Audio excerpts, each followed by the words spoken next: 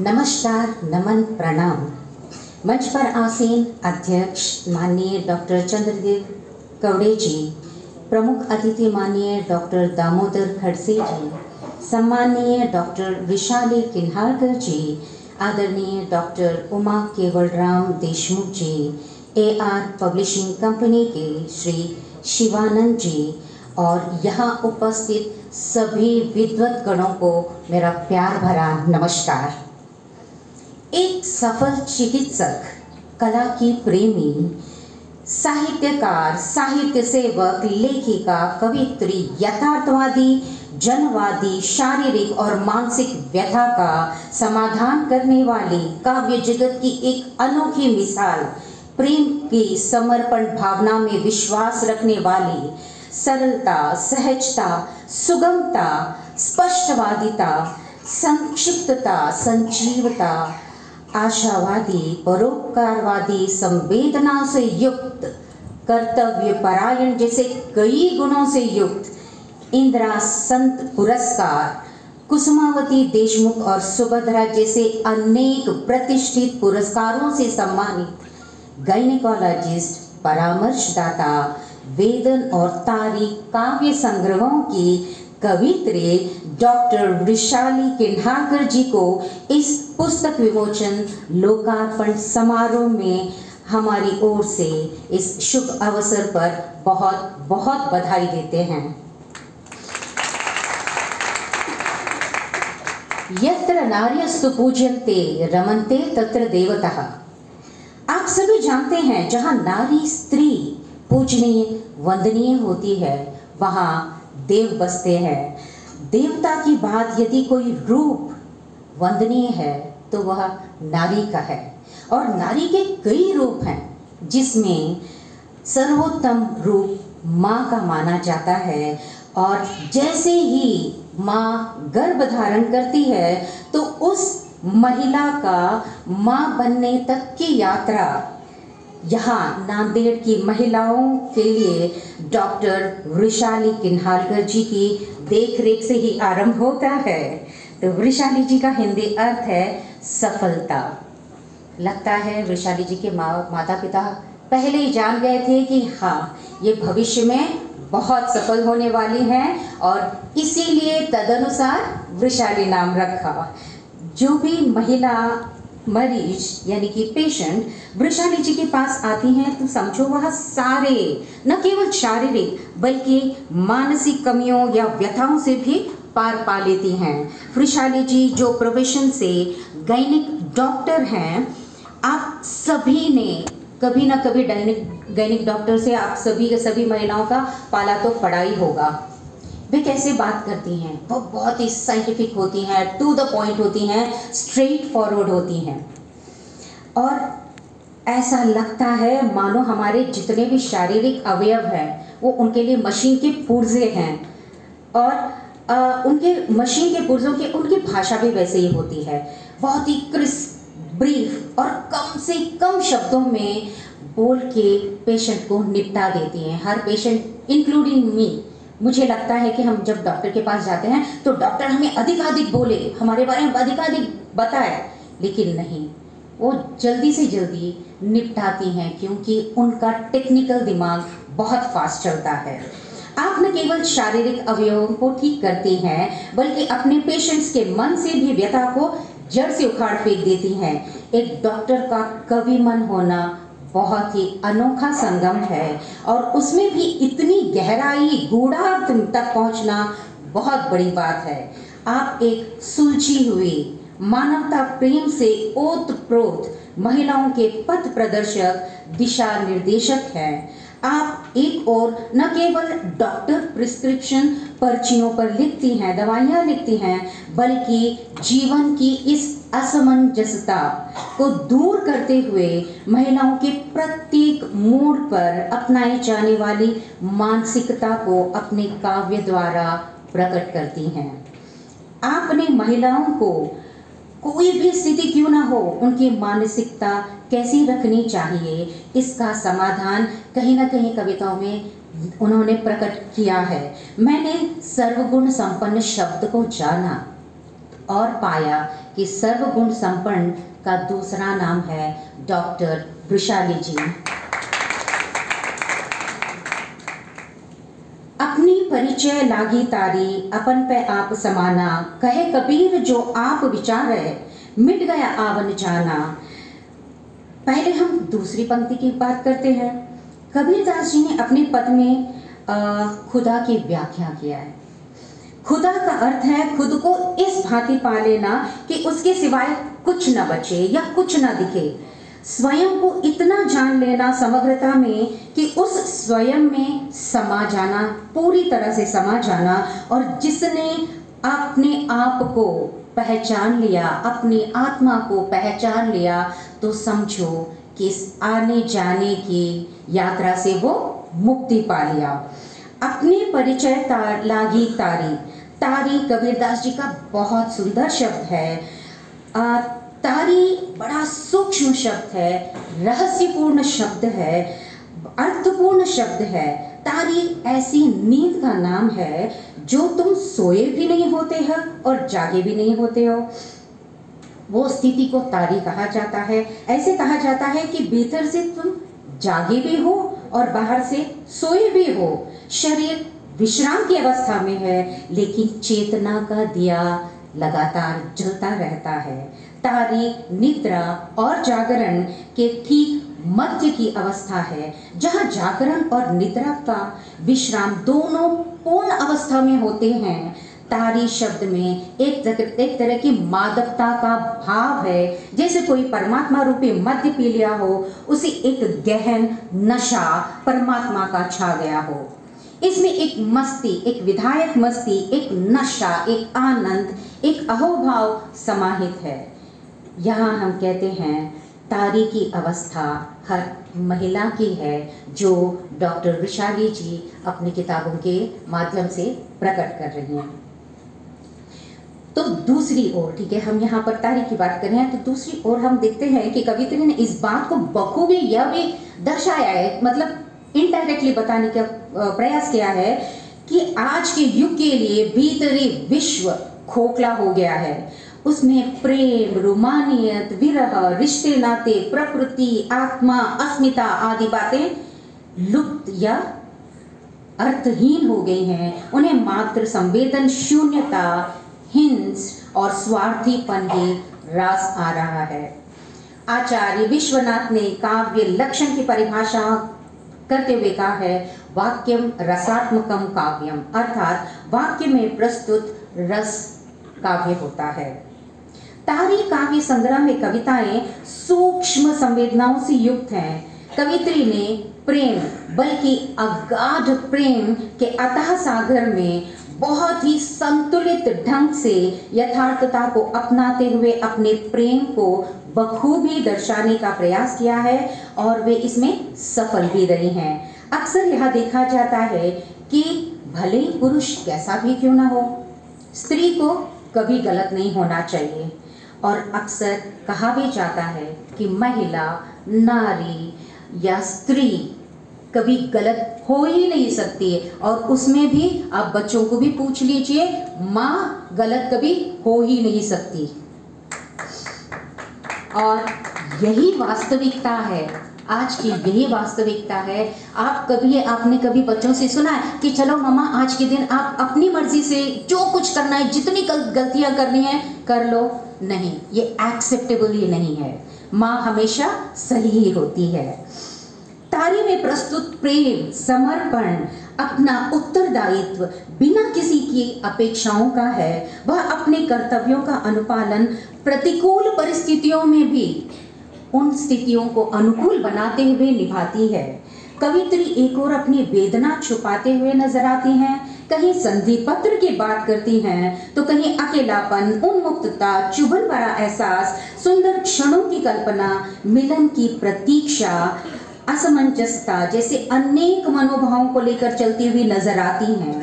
और ये सारी मनोभावनाएं मूलतः एक ही रिश्ते की ओर इंगित करती हैं, और वो रिश्ता है जीवन साथी, पति।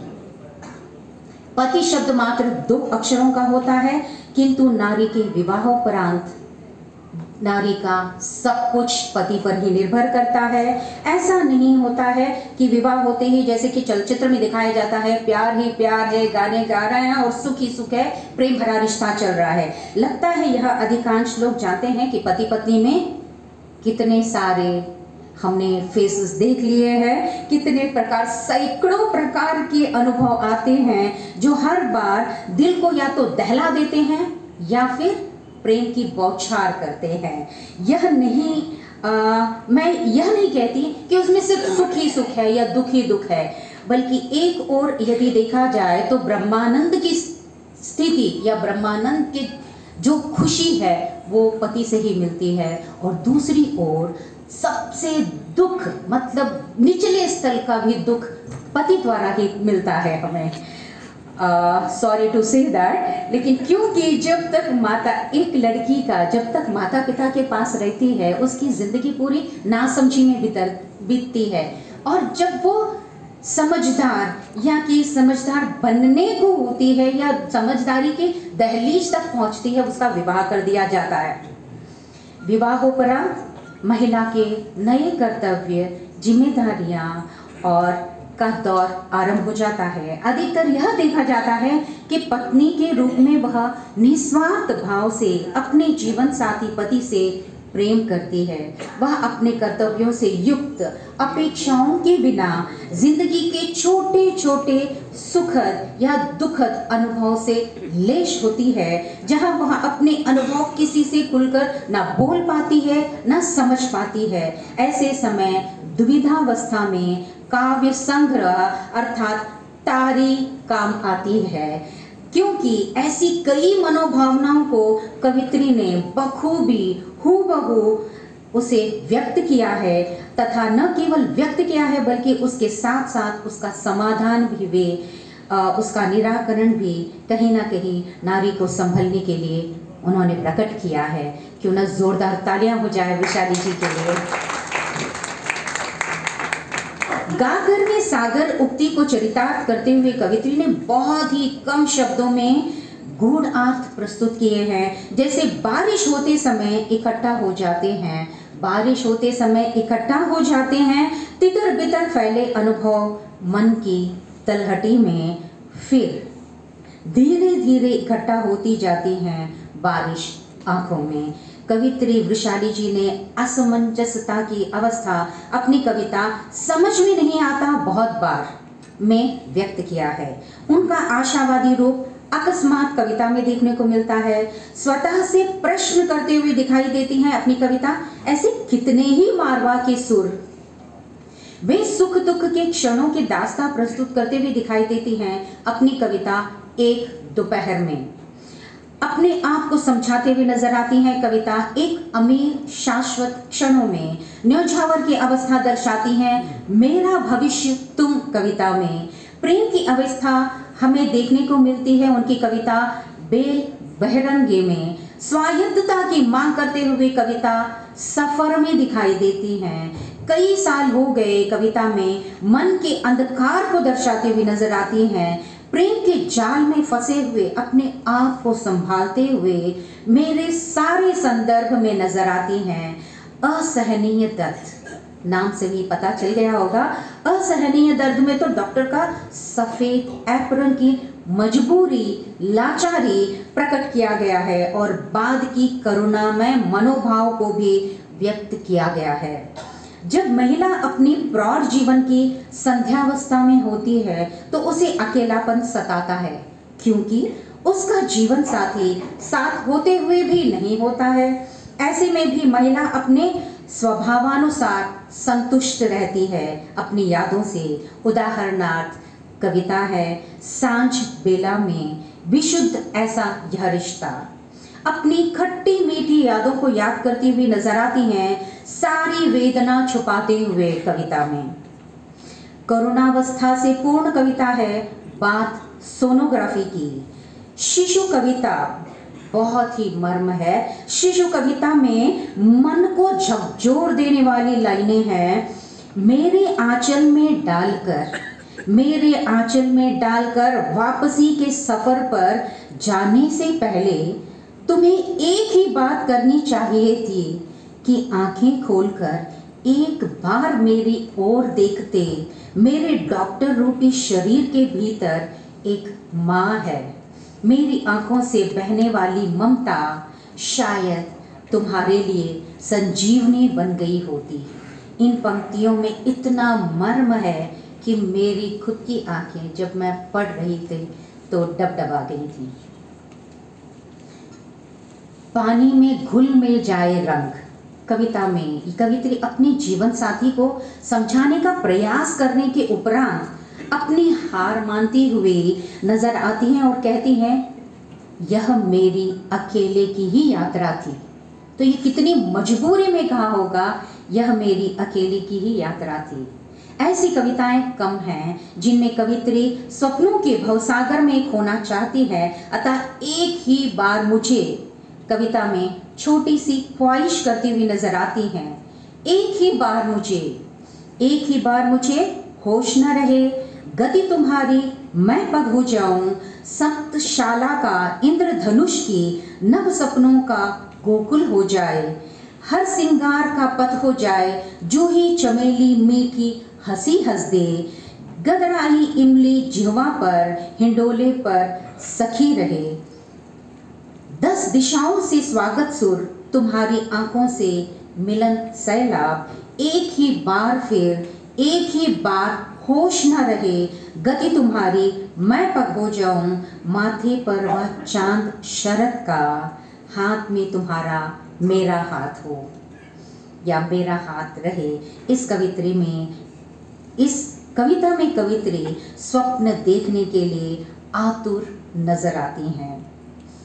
ये रही कविता। और यदि भाषा शैली की बात करें तो जब भी कोई रचना सामान्य ढंग से अपनी बात कहना चाहती है और उसमें शैलीगत वैशिष्ट्य भी पैदा करना चाहती है तो ये कार्य दो-धारी तलवार के समान है। सहजता भी बनी रहे, भाव का उद्वेग, आवेश, प्रभाव भी गहरा हो, इसके लिए शब्दों की तलाश व्यापक प्रतिभा का योग कवि करता है। कवि कहीं वही सफल हुआ है जिसे शब्दों की सही पहचान है और जो शब्दों का अन्वेषी है।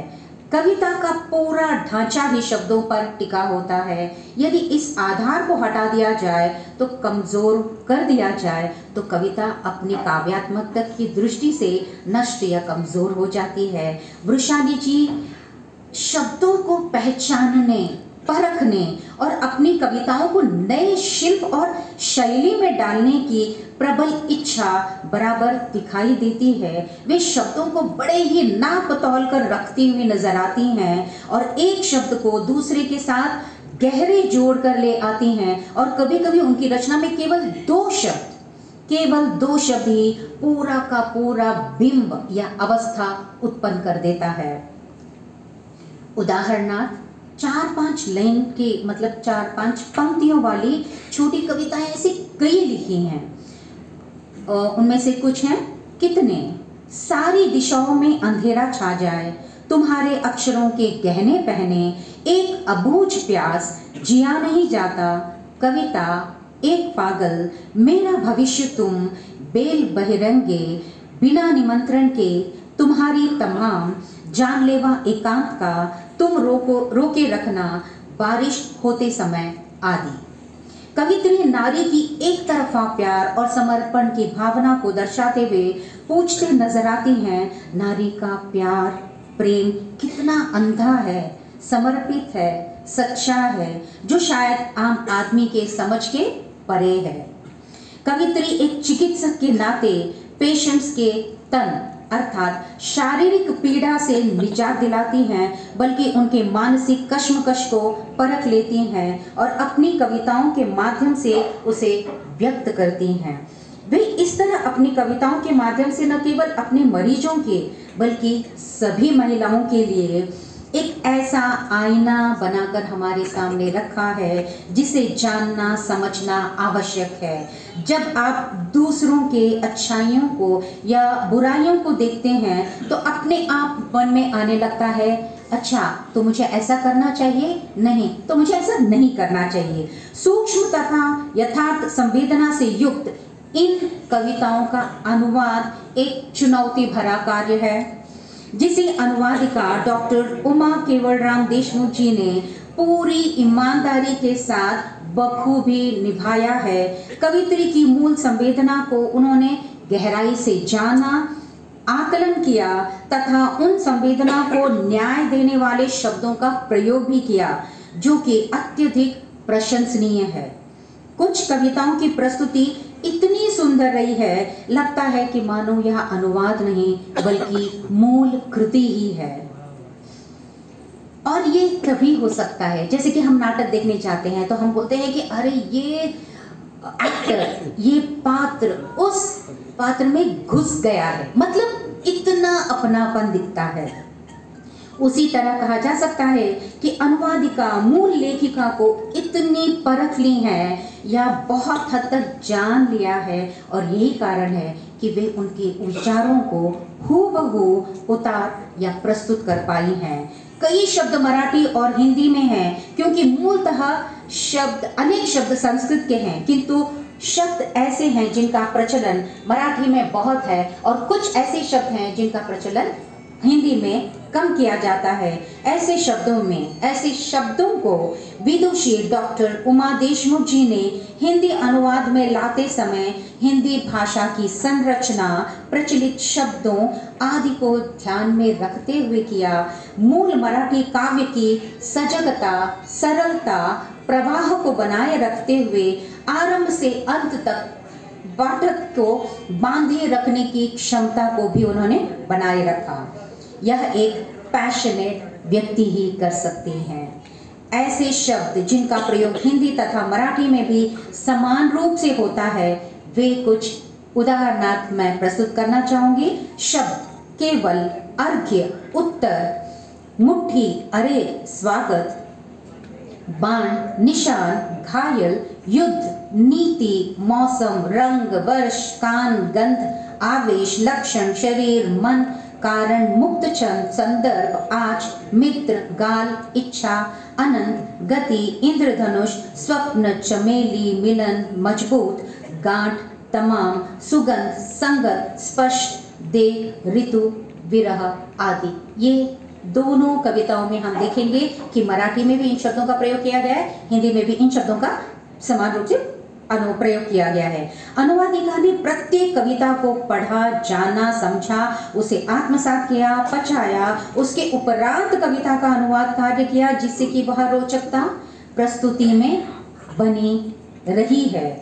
अनुवादिका ने पूरी कविता को ध्यान में रखकर उसमें व्यक्त मनोभाव के आधार पर नामकरण किया। जैसे उदाहरणार्थ, सारी वेदना छुपाते हुए। अनुवादिका कई पहलुओं पर खुद खरी उतर पाई हैं। उन्होंने काव्य की तुकबंदी को भी बनाए रखा, जो क्लिष्ट कार्य है। उदाहरणार्थ, मराठी में केवल शब्द होते, हिंदी में वे शब्द ही थे, वे केवल शब्द ही थे। बंदिस्त स्वतःशी झाले, जो अंतरंग में ही रहे। काही ठिणग्या वास्तवाचा, कुछ चिंगारियां यथार्थ की। कसरत करून झाली, कलाबाजियां हो गई। अनुवाद में बहुत ही सटीक शब्दों का प्रयोग देखने को मिलता है। इससे यह पता चलता है कि अनुवादिका अनुवाद कार्य बहुत ही सजगता के साथ किया है। इस काव्य संग्रह में समसामयिक परिस्थितियां, उसके स्वरूप, दृष्टिकोण तथा अभिव्यंजना का ढंग बहुत ही स्पष्ट और सुगम रूप से प्रस्तुत हुआ है। यहाँ उपस्थित सभी विद्वज्जन डॉक्टर के, हम कह सकते हैं कि डॉक्टर है, लेकिन ये दोनों प्रोफेशन एक्सट्रीम एंड्स के हैं। जैसे हम कह सकते हैं कि एक डॉक्टर है मेडिसिन के क्षेत्र का, दूसरा डॉक्टर है लिटरेचर क्षेत्र का। ये दोनों भी एकदम एक्सट्रीम एंड्स के प्रोफेशंस हैं। एक तरफ देख सकते हैं कि हम थियोरिटिकल है तो दूसरा प्रैक्टिकल है। एक कला से जुड़ा है, दोनों ही फील्ड्स कला से जुड़े हैं, लेकिन एक में कला है तो दूसरे में टेक्निकलिटी है। लेकिन इन दोनों का संगम अगर हम देखते हैं तो वो वृषाली जी में देखते हैं, कि ये दोनों एक्सट्रीम एंड्स को जुड़ाए हैं। ये संगम बहुत बहुत ही अनोखा संगम है। और अंत में मैं यही कहना चाहूँगी कि लेखिका ने साहित्य समाज का दर्पण होता है कि उक्ति को चरितार्थ करते हुए कहा कि समाज में सामान्यतः महिलाओं की मनोभावनाओं में व्याप्त वेदना, व्यथा, प्रेम, समर्पण की भावना, न्योछावर करने की क्षमता, हृदय की भावनाओं को व्यक्त करने के लिए प्रकृति चित्रण का सहारा लिया। भावों की सूक्ष्माभिव्यक्ति, तुकबंदी, सुंदर शब्दों का प्रयोग, सहृदयी, परोपकारी, निस्वार्थ भावना से ओतप्रोत भावना के भव सागर में हिंडोले लेने वाली महिला को एकाएक अपने ही मन को ढाढ़स देते हुए संभालने की परिपक्वता जैसे अनेक निराकरण, समाधान, निस्तारण देने वाली डॉक्टर वृषाली किन्हालकर जी की यह अनमोल काव्य संग्रह स्वयं पठनीय तो है ही, बल्कि मात्र आप इस कृति को, इस काव्य संग्रह को अपने हद तक नहीं बल्कि औरों तक भी पहुंचाए, यही कामना रखते हैं। और हमारी मनोकामना यही है कि आप दिन दुनी रात चौगुनी ख्याति प्राप्त करें। बहुत बहुत धन्यवाद। आप सभी के आशीर्वचन से मैं अपना वक्तव्य समाप्त करती हूँ। धन्यवाद।